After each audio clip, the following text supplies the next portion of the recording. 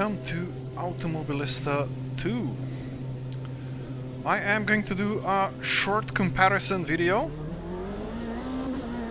between AMS2 and LMU, and we are in the Lamborghini SC63 LMDH. I've done a couple of laps on both sims today, and I will be covering the following topics basically in the comparison. First off, looks, sounds, and then how the car feels, how the force feedback feels, how the driving feels, and so on. Might be a little bit of a mixed rambling, so I do apologize for that.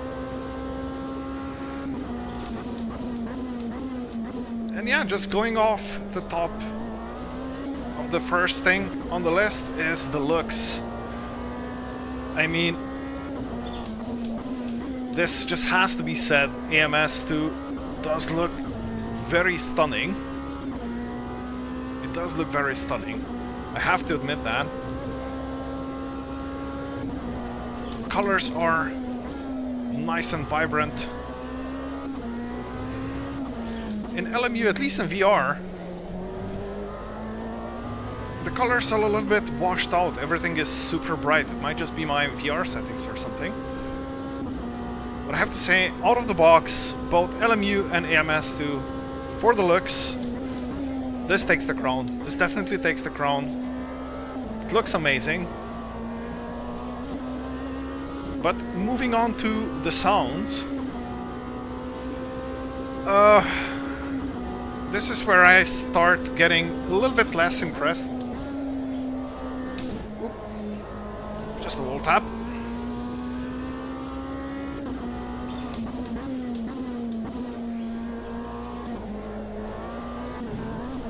Yeah, I don't know. The engine of the Lambo is okay-ish at best. It sounds a lot angrier in LMU. I remember the first time that I got into that car, and yeah, the ICE kicking in down the pit lane was nothing to write home about. It was just okay. But when I pulled out of the pits for the first times, or for the very first time with the Lambo, it was just wow. Here though, it's a little bit flat or bland, or how should I put it? It's not wowing me.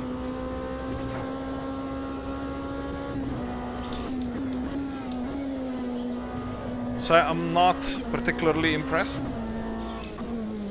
Second thing, whoa! Oh, it's right on point. What I wanted to say, the tire skidding sound in AMS2 is also a little gamey to me, if that makes sense.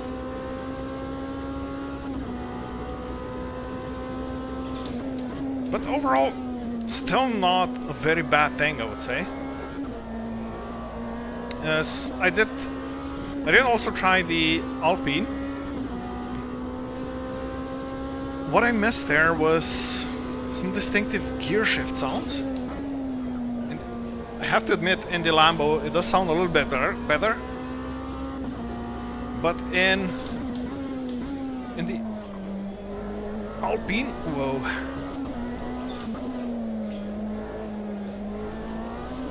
I was left wondering, am I even shifting?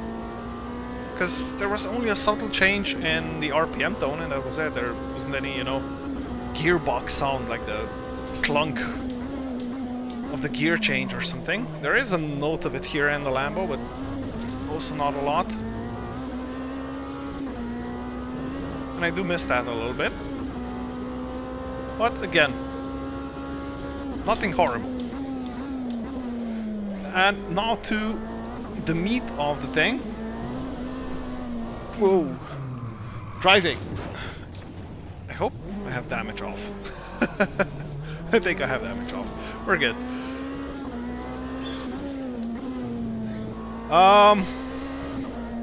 Yeah, where should I start? Maybe with brakes. So in comparison of the Lambo in AMS2 and in LMU, first things first, I think the brakes are a lot better in AMS2. And I don't mean in terms of fuel or anything, but just in pure stopping power. It's crazy how much faster you stop in this game than you do in LMU.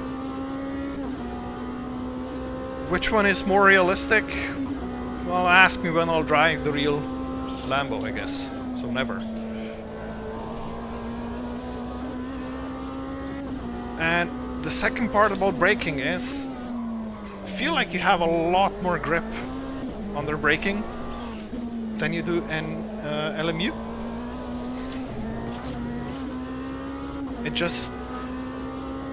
It takes a lot to lock up until you have your tires squared away. So here I was basically braking at my LMU braking point, and I slowed down too quick. And yeah, second is the grip under braking. Feels a lot that I can stomp the brake a lot more here than I can in LMU.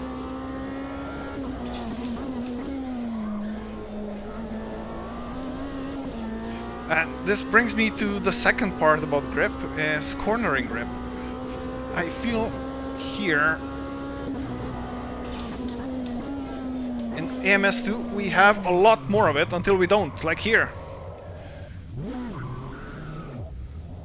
Just feels much more planted until it doesn't. Again, which one is more realistic? I can't say for sure, because like I said, I've never driven these cars in real life, and probably never ever will, unfortunately. But I have to say, I think LMU is closer to the real thing. And I'm basing this completely off of the lap times that I'm able to pull in this game.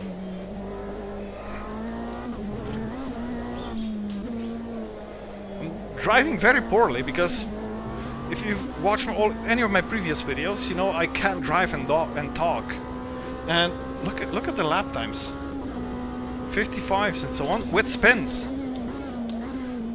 Previously, because I already did an attempt on this, or I was testing this before, I was doing 48s easily.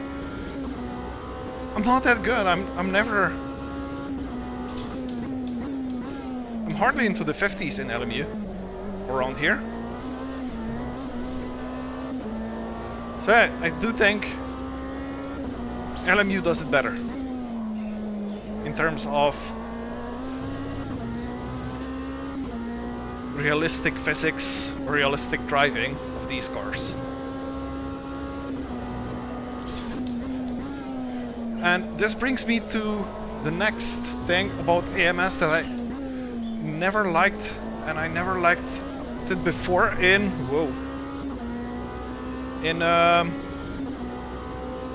Project Cars 2. Just had what happened just now. It's just suddenly the rear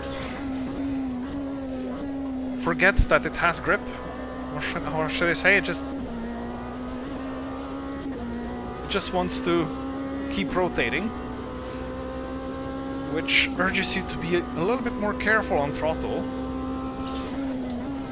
But it's not only on throttle. It's like here, for example, the car just started to over-rotate, and I don't know why. Or here, it just kicked. And I've never had this in any other sim, so this is still feeling a little bit weird to me. And then moving on to and here you just see the rear is just sailing sometimes. Doesn't feel right. Might be more realistic. Again, I don't know. I've never driven in real life with this car or on this track. Might be. Might not be. I don't know. That's for someone else to decide, but I have to say I dislike this behavior.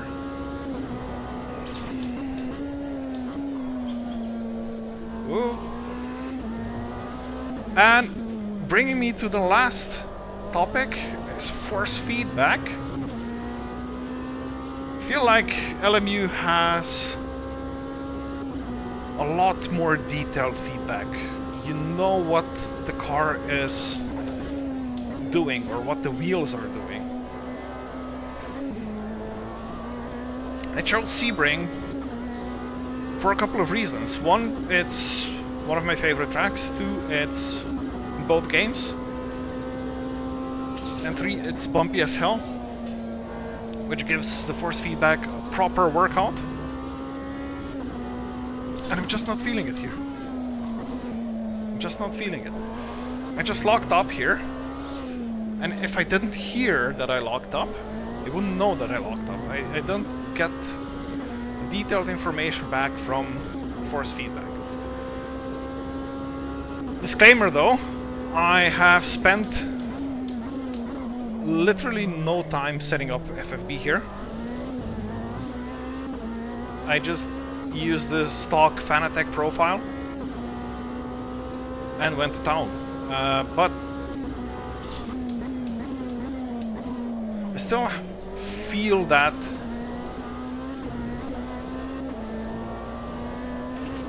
what I did before in AMS2 from a couple of test runs and before in Project Cars 2 when I was driving that some time ago, the force feedback feels like it turns your wheel more like to a device with a center spring rather than proper force feedback. There is some force feedback, but it's just not detailed. Oh, I'm out of juice. So yeah, and as you can see, 47s. And like I said, I am nowhere near this fast. Also, I'm running on pure electric energy now. This is also, I think it's a little bit exaggerated how quickly it goes. At least in LMU it doesn't work as quickly. You can drive the car on pure electric, but you run out of battery very fast, and you can't drive this fast with just 50 kilowatts that these cars have. So yeah, I do think LMU is more realistic. I'll be honest, I do think that. Overall, AMS2, I think it did make good progress. It did make good progress. It's going in the right direction, but there's still things to be done. Oh, I'm finished already. Nice. Still room for improvement. Let's put it this way. But definitely a good improvement to what we had before. And it does offer a lot of content, so I do still recommend getting it, and it's still one of the most good-looking car simulator games that is there. It has awesome VR support, and I will definitely be playing more of this in the future now. Although I did say a lot of negative things about AMS2 right now, it does feel a lot better than it did before, and maybe some of the things can be ironed out with spending the proper time setting things up properly, you know. although not everything. Some strange behavior that I dislike a little bit definitely can't be ironed out with settings, I think. But overall, still a very good, very good product, and has made good strides now with the 1.6 update. Woo, feisty. So yeah, I think we're gonna end it here. I am going to say thank you very much for watching.